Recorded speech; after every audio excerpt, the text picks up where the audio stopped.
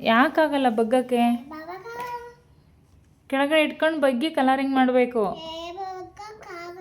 ಯಾಕೆ ಬಗ್ಗಿ ಮಾಡೋಕ್ಕಾಗಲ್ಲ? ಯಾಕಾಗಲ್ಲ?